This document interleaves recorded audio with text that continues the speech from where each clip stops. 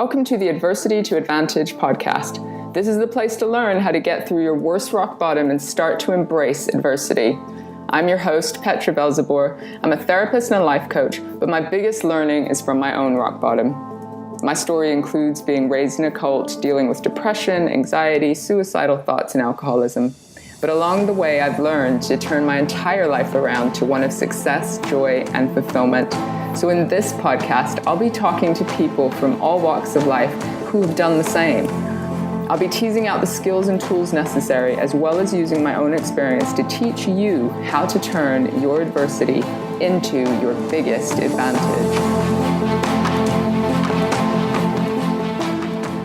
Welcome everyone to the Adversity to Advantage podcast. I'm really proud and excited to have Reid today on the line. He's a personal trainer, a father of two, but not only that, he personally impacted my life. I trained for the marathon a couple of years ago and totally did it wrong and injured myself. And Reid really helped me get back to full strength and fitness, I'm excited to say. Welcome to the podcast, Reid. Hi there. Happy to be here. Thank you. Thanks for being here. So fill in the blanks just to give people a bit of a context about you. What are you passionate about in your work and your life at the moment? Let's see. Well, I guess being a family man, that's a big center of my world. So I'm very passionate about family. Yeah. Spend a lot of time with my kids, and not so much time for myself, but that's okay. Outside of family, I'm definitely passionate about my work as a personal trainer and coach. I also work with other personal trainers. So I'm passionate about helping people in general. That's a guiding force in my life, I guess, is helping people. For myself personally, I'm also passionate about my paddleboarding, stand-up paddleboarding. Oh yeah, yeah, that's it. Which is my sense of adventure. I used to travel a lot before becoming a family man. I don't travel so much now, but paddleboarding really ticks the adventure box, and so that's something I do whenever I can out into the wild, as it were. And it sounds like it's something sort of just for you, or I don't know, connecting to nature, kind of a mindful activity. Yeah. That's right, yeah. Connecting with nature has always been a big feature of my life, alongside challenging myself physically and mentally. So those two things kind of go hand in hand. And I like to be a bit of a loner sometimes. So, paddleboarding kind of ticks that box. I get to go out by myself in my own space for what I would fit as long periods of time. And I really like that. And I guess for some people, there can be something really nurturing about that, and also a bit scary for some people to just be alone with their own thoughts, I guess. Yeah, absolutely. I've certainly met people on my travels where, I've maybe chosen to spend a significant amount of time, like on a deserted island, for instance, and I'll be there for like 2 weeks, just soaking up the loneliness. And people they'll have like a tolerance of like a few days and they have to get out of there kind of thing, But that's probably me. I really enjoy my own space. I enjoy the space of others, but I can equally get along by myself and enjoy that. But what is period of time. What does it sort of give you, I guess, when you're coming back into the London scene, the real world, as it were, as a busy family man with a busy business? What does that kind of time away sort of give you? I think, to use a colloquial kind of expression, it tops up the batteries, that's for sure, so it gives me, replaces some lost energy through, the general strains of life and whatever. So kind of maintains my motivation for doing things, a lot of my motivation for what I do is centered around my children. But, I've spent most of my life, that motivation coming from adventure and exploration and discovery. So, it feeds that part of my psyche that needs that, I guess, wherever that came from as a young kid.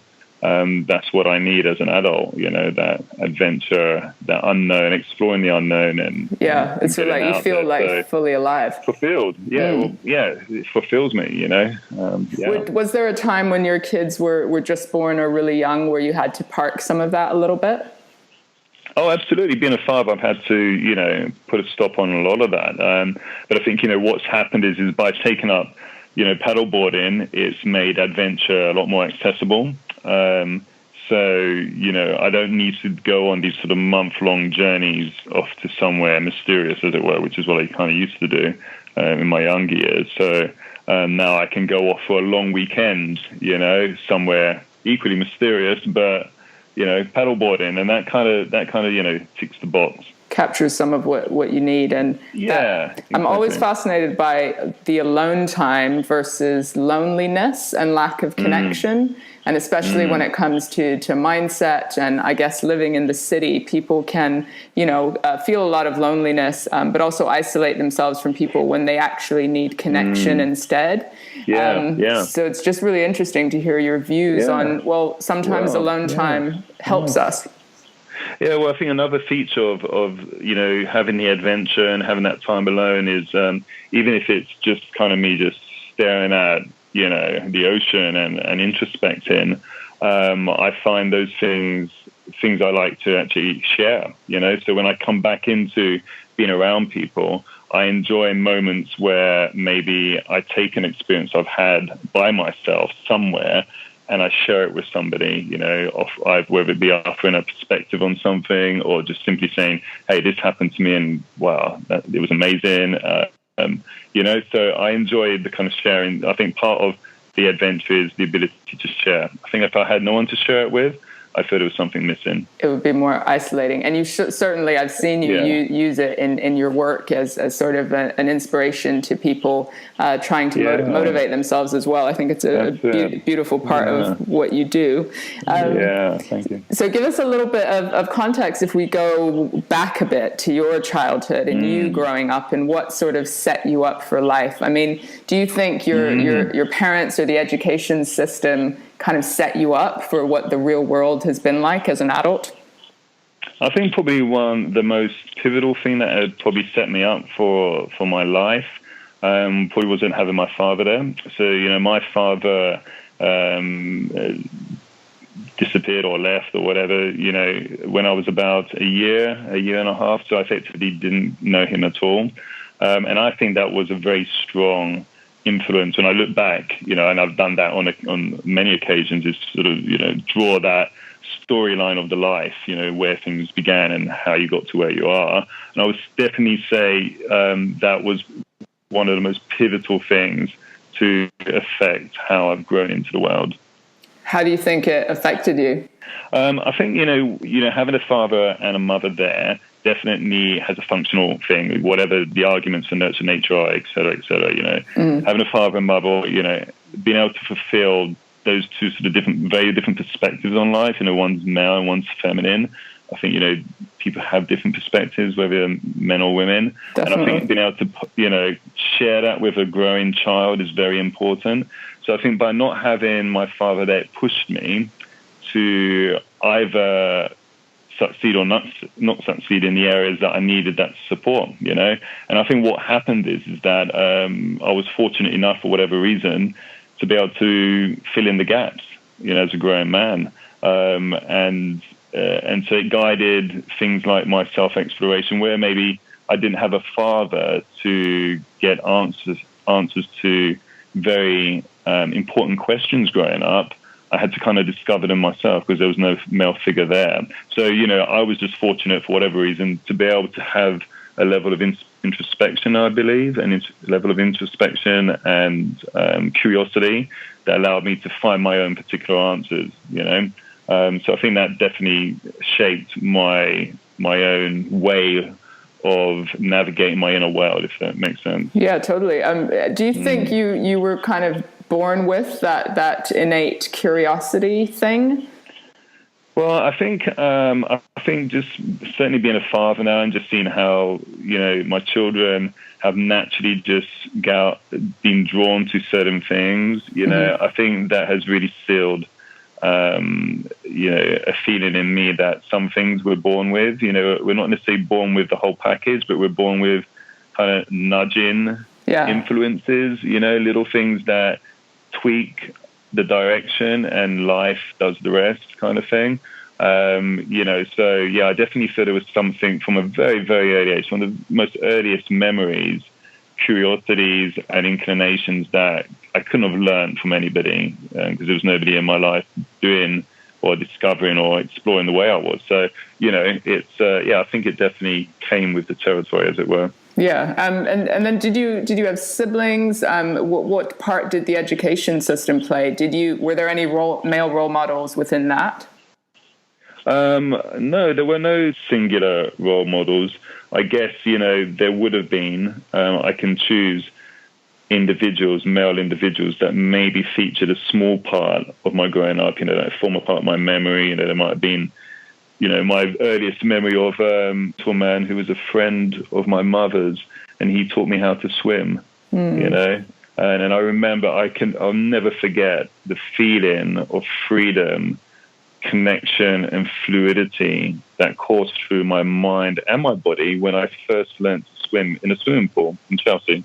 It was just incredible, and there was something about learning it from somebody that felt kind of alien, because he was Chinese. He looked really different to everybody else I knew. Do you know what I mean? Yeah, yeah. As a kid, it was just like, he's really different. You know, he's not British, and he's not a relative, and he's my mum's friend. But he's teaching me to swim. He's giving me something that is, really powerful. So I think, that was one of the earliest seeds of getting, I'm kind of stretching my imagination here a little bit, this whole thing of like discovering new things through unusual ways, Well, the way you describe it is almost the way you might describe adventure as well, just that freedom and someone imparting that to you. That's right.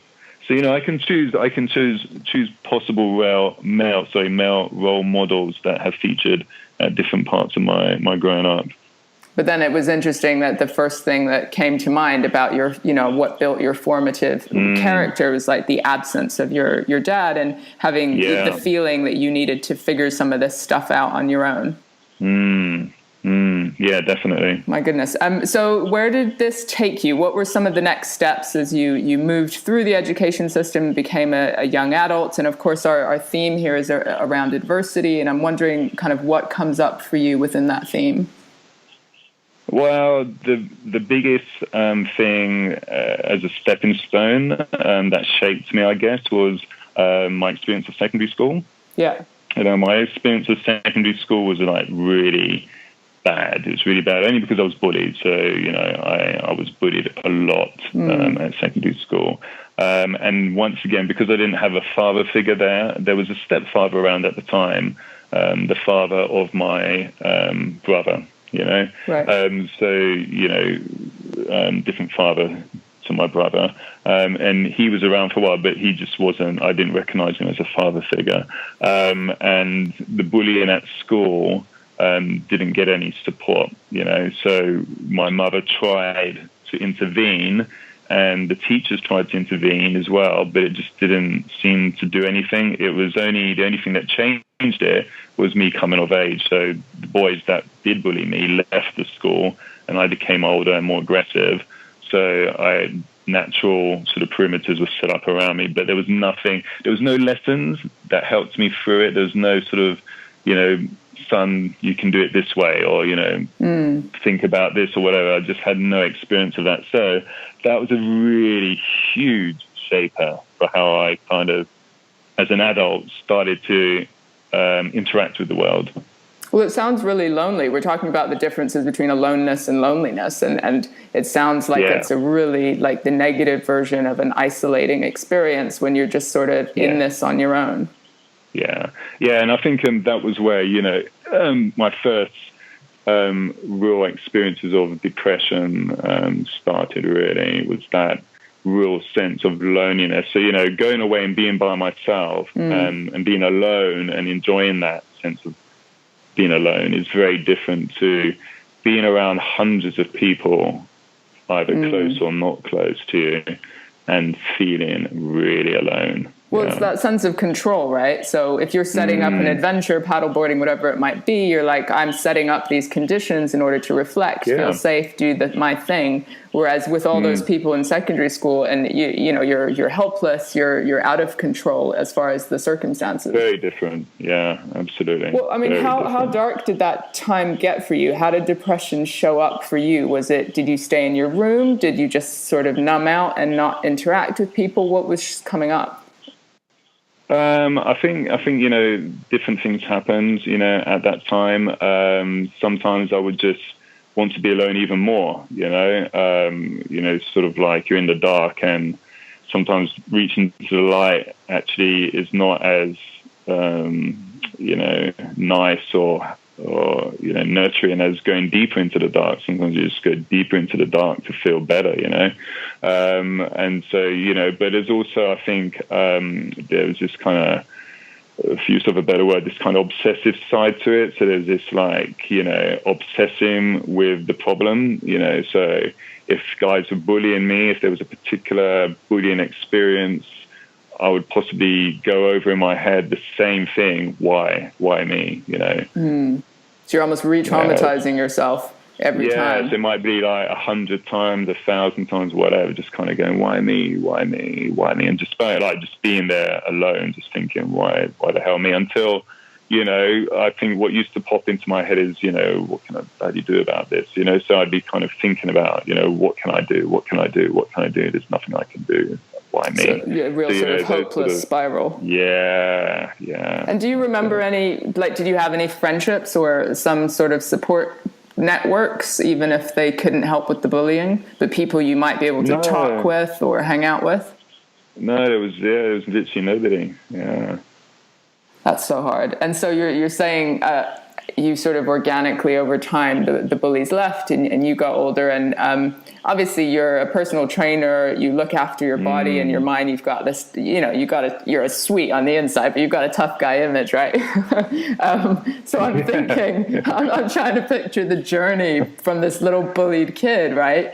To the guy who does 100 reps of whatever and teaches other people to do the same, right? Like what was that journey like? Well, it's been interesting, It's kind of, it goes in all kinds of directions, I guess. But, I abhor bullying now, to say the least, but I also abhor any level of oppression, So bullying for me begins even if, you're talking and somebody wants to talk over you. You know what I mean? It's the start of an oppressive cycle. Not respecting. So, so I started to recognize, I guess, growing up, more and more examples. I became a bit of a crusader against it, I guess, in workplaces and whatever. I just abhorred being told what to do just for the sake of it. I didn't mind being instructed or whatever, but if it was a colleague or a manager or anybody that tried to kind of put me in a corner, I'd become very aggressive verbally. Not in the sense of it became quite an intellectual process. So not necessarily, I'm going to fight you now or F off or something like that, but more about trying to find ways, aggressive, stand up for yourself kind of tactics. So kind of being triggered in those moments by all the shit that happened in the past and not quite knowing how to communicate or manage it, just knowing that you would not stand for it. I just didn't want it happening again, that became a feature of my life for some time. Would you say that it became sort of unhealthy, or it was just that journey of, you figuring it out for yourself? I think possibly the most unhealthy aspect of it was twofold. One was having this opportunity in the workplace, wherever I found myself. I guess those who would consider you a subordinate would get a clear sense that you're not going to do what you're told. So unfortunately, that's not a great premise for... No wonder you work for yourself now, Richard. Oh, there you go. You've made it work for you. I just discovered quite quickly that was the best option, really, But the other side is that when I did choose to be aggressive, in reflecting on my aggression, there were periods where I maybe regretted my responses. So that was the other unhealthy aspect to it, is that I felt sometimes it was unnecessary or uncalled for. So I had to go through a period of recalibrating the way I dealt with the whole thing of bullying, I guess. Yeah, completely. I mean, how did the after effects show up maybe in other relationships? So you talked about work, but friendships or intimate relationships? Did this sort of thing show up there? Yeah, it showed up there, I guess. I've had to deal with a lot of anger in relationships when sort of being, I have actually, in a relationship, I have been subject to a certain amount of, domestic violence, you could call it, not in the physical sense, but verbal and mental. And in experiencing that, it felt like being in a corner.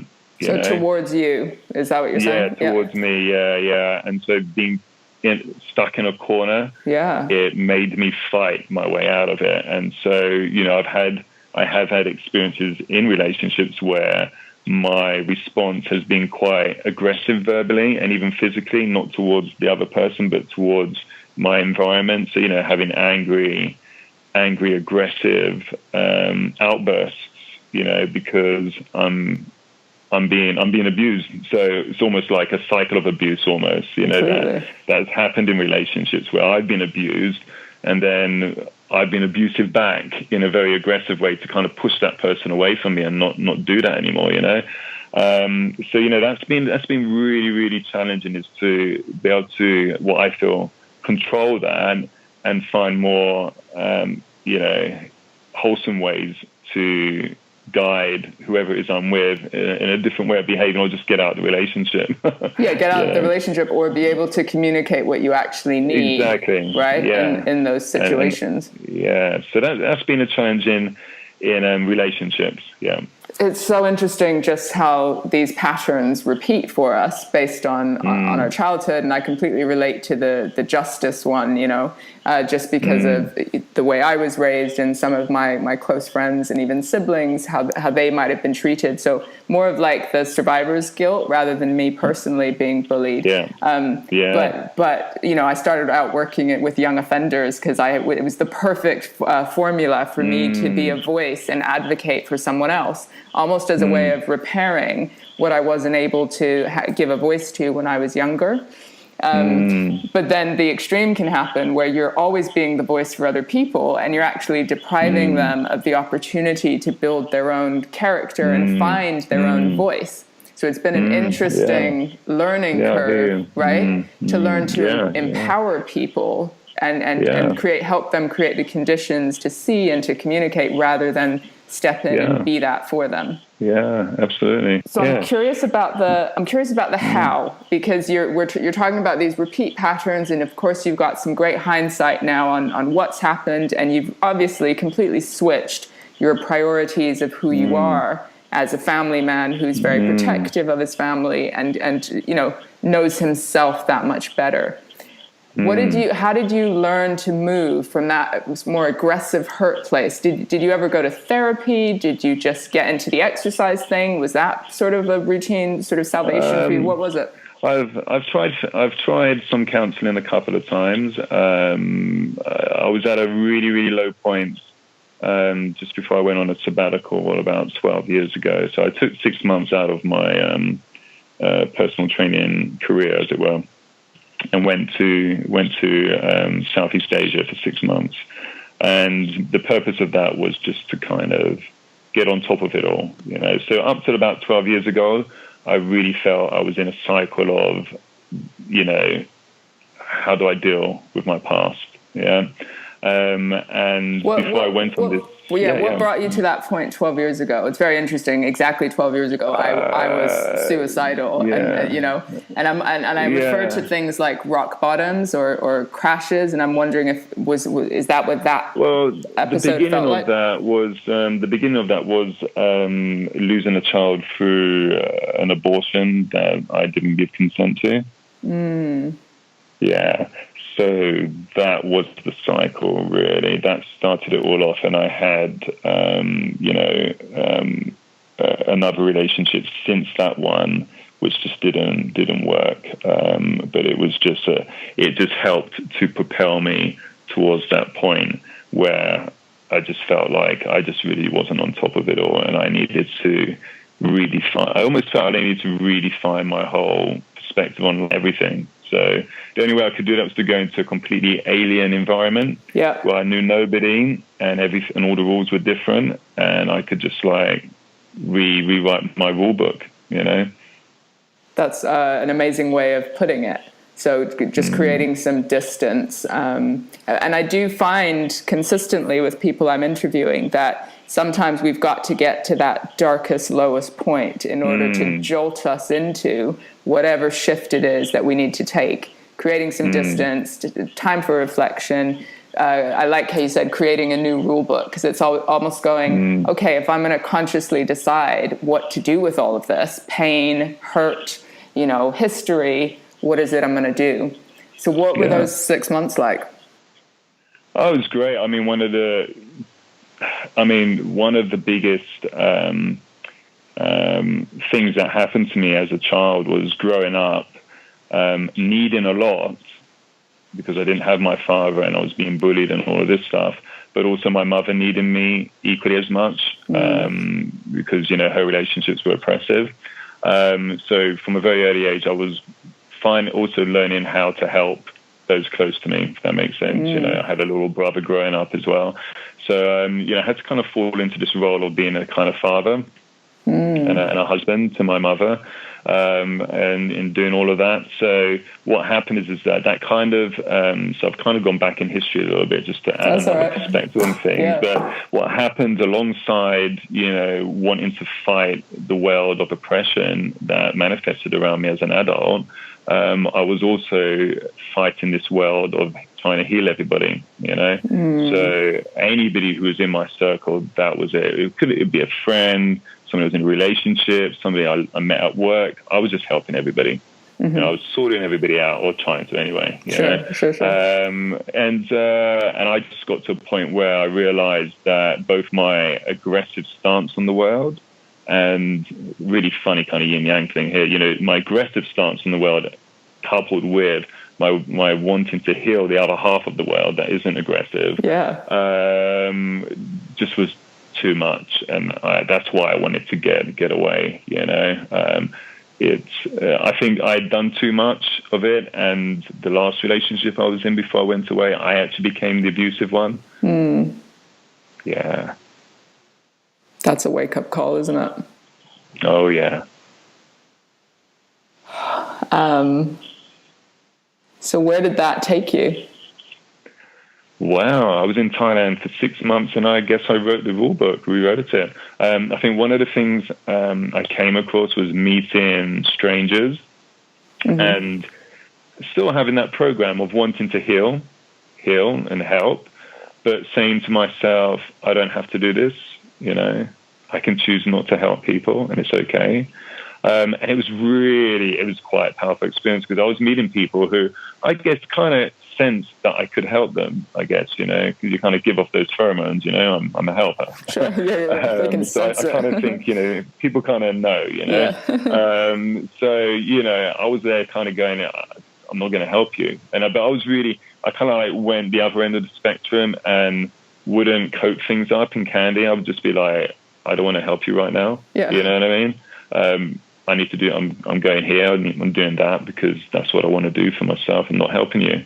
And it was really being received, everybody obviously has their own little programs going on and whatever, history, but there were people I was meeting who I was making that decision with, and their reaction towards me was like to kind of grab harder and like to, even, try and make me feel guilty, like, how can you be this way, be so selfish and all that. And it was me kind of like, you don't know, have no idea where I'm coming from, And how depleted you are. That's right. I couldn't go into it. I didn't want to go into all that. I just wanted to be like, I even felt I didn't need to explain all of that. You know what I mean? Why do I need to explain my history to own the right not to help somebody? Do you know what I mean? Yeah. So it was I did help people on the other hand. The examples of me almost turning people's lives around, whilst I was out there, but I made clear decisions when I didn't want to help, and felt good as a result of it, and enlightened even, Yeah. Yeah, because the thing about rewriting a rule book is you don't have the perfect blueprint for the next one. You've got to experiment a little bit in order to find the right boundaries and the right balance that works for you and allows you to be the person you want to be. Yeah, and for me, saying to anybody in my life over a decade ago, being able to say, or thinking of saying, I don't want to help you, was terrifying. Of course. Seriously, it would be a terrifying thing. I would feel like feelings of guilt, even thinking of it. What about rejection? Like people... Yeah, and rejection, I'd feel that the world would reject me, people would reject me, you know? Absolutely. So it was a terrifying thing to do that, and to be empowered, to be able to kind of look at the person closest to you that you care most about. And even, I do sugar candy things these days, but I still, you know what I mean? But you still shoot straight, don't you?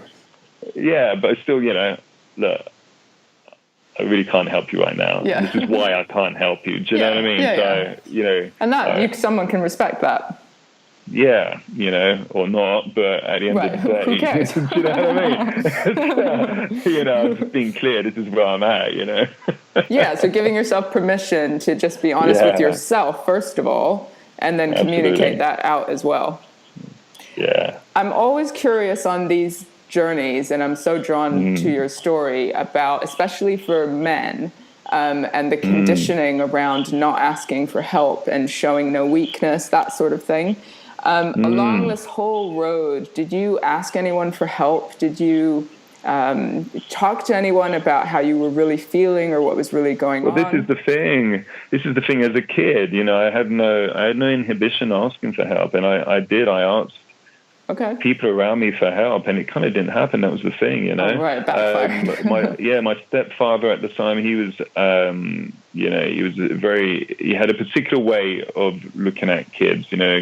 Kids had to be tough and whatever, and it's like if you're asking for help with bullying, then it's like, well, why aren't you just like being stronger and beating the person up or something? Yeah, it's like man up kind of attitude. So that just like hit a brick wall asking for help there. Asking my mother was difficult because she had her own things going on and only could do so much. I asked the people at the school, there was the housemaster and whatever who kind of, I know he was compassionate towards me and tried to help, but it didn't change anything, you see. So, all the people that I did ask, it kind of not fell on deaf ears, but it just didn't change anything. And so how did that affect your ability to ask for help as an adult? Did it affect it? I think it certainly made me look to myself first for solutions, definitely. So, if something's going wrong, whatever, I've got to kind of figure out how I'm going to write myself up. But that all changed when just before I went on my sabbatical, and I did get some counseling. So then I did look for help. But, even with friends leading up to that point, whatever, it's just, I just fell into this role for all my early adult life of being a helper. So near all my relationships, I was there just like offering counsel or, just finding solutions for people, do you know what I mean, close to me. And in a way, a lot of us helpers, are the ones that need help, right? But there's a certain comfort in being able to give it instead of receive it, right? Yeah, well, there's something, something about that, that kind of massages the psyche. I think. Or makes you feel like some self-worth, like you're worth being in the world, which can cover up some of the shame. It is actually very fulfilling as well, So, if you're having a low point and then you help somebody else, you become fulfilled, but then that can easily just set up like an unhelpful formula in the long term, because every time you feel bad, okay, I'm going to go out and help somebody, you know what I mean? And just get my hit and avoid what's really going on for me. Yeah, and it really was like that, I can just see it, I'd have a bad moment, when classic was when I first learned over the phone that my partner at the time, she had aborted our child, which I didn't even know she had fallen pregnant, and I didn't even know there was a pregnancy until she said she had aborted the child. And in that moment, my mother was seeking support from me whilst I was on the phone. I had to put down the phone and help my mother straight away. I couldn't talk to my mother about it, because she was in her thing. And so, and I remember feeling good after helping my mother with her issues. But there, that's the kind of pattern that got set up, from an early age and continued through my life. And so do you think the adversity, and you've talked about so much stuff that's gone on, do you think it's shaped who you are today and the character that you bring to your work and your role in your family? Absolutely, yeah. Yeah, absolutely, yeah. How would you say it's impacted you most, do you think? I think it's impacted me most simply because I've had to go inside and work stuff out, I guess, I'm no stranger to adversity from a introspective kind of, point of view. So, for my kids and for my partner, when they have issues and stuff going on, it's easy. I find it easy to kind of get into their shoes, as it were. I think I do anyway. So in that sense, as a family man, it's really helped me, in my wider life, I don't help so many friends anymore. Most of my friends I have around me now are quite stable, if you use of a better word, Do you know what I mean? They don't need, we have moments where there's a bit of chat about, the challenges they're going through, but I don't feel I need to really fix anybody around me That's huge. in my circles, and those that I do fix in my work, I get paid for that. And that just protects me from it becoming too much. I'm paid for this. It begins and ends. Yeah. Session begins, session ends. So there's a boundary, but also you found yourself a career that you're able to use your ability to have empathy and to be direct and to help people within that structure. And it stays healthy that way, So it's definitely helped me in my wider life, in general. And when we've had periods of depression or faced certain low points like that, we often need to put certain routines or habits in place in order to sustain us at the level of like success and you must be able to sense if you're maybe dipping a bit. I mean, what do you have routines or habits that you try and put in place for you just to look after you? Yeah. Well, something I think I've realized over the years, and I think it's not necessarily to do with my experiences as a child. I think it's just, once again, I think it's something maybe I've been born with. It's just a propensity for, experiencing depression, a depressive state, as it were, whether that's brain chemicals or whatever, But I think I have a propensity for that. So having ways of dealing with that has become a part of my life. Yeah. And I think one big thing is what is the word for it? When you just obsess on faults, you're having like a low point and then you just want to wallow in it or stay in it. Find a corner somewhere and just over and over again. It's like ruminating. That's the word, I think. Yeah, I'm able to kind of get myself out of that process. How though? What do you do? Do with it. Distract myself. I find something else. It's a kind of the obsessive thing. Whether it be, for instance, whatever, I don't know. I can't think of anything specific that I've had to that I've wanted to obsess over. But the thing presents itself as quite powerful. Yeah. It's like the most important thing in your life when you're having that down moment. Yeah. It's the only, you know what I mean? It consumes everything. It consumes everything. So for me, the only thing that would distract me from that is something equally as powerful, and that has been my training. Right. My physical training. So in the past, I've chosen something just really diabolically challenging, and just, because it forces you into your body and into the present rather than into being stuck in your head. Yeah, and it really works. Yeah. So, that's what I've done in the past. There's something so powerful about just changing your state. And I mean, are there other things that you do or that you advise other people to do? Do people, come to you about this sort of thing? People don't come to me about this sort of thing. I find clients that if we talk about clients anyway, because you said people in general, but actually if I talk about clients specifically, those that have presented it have more presented it as a declaration of their health history rather than a thing that I'm to help them with. You know? So it more becomes like, okay, you're having a bad day, good to know. I'll consider that in how I approach you today. And it's more kind of like that rather than me actually giving them skills. When it comes to people in general, I think, I guess because as a father, my social circle has diminished a lot over the last decade. It's a different ballgame. Different ballgame. So I'm just not meeting people with issue, that's the thing. So I guess, when my kids grow up and I start connecting with people more, maybe that's when I'm going to have to start dealing with this thing I got, drawing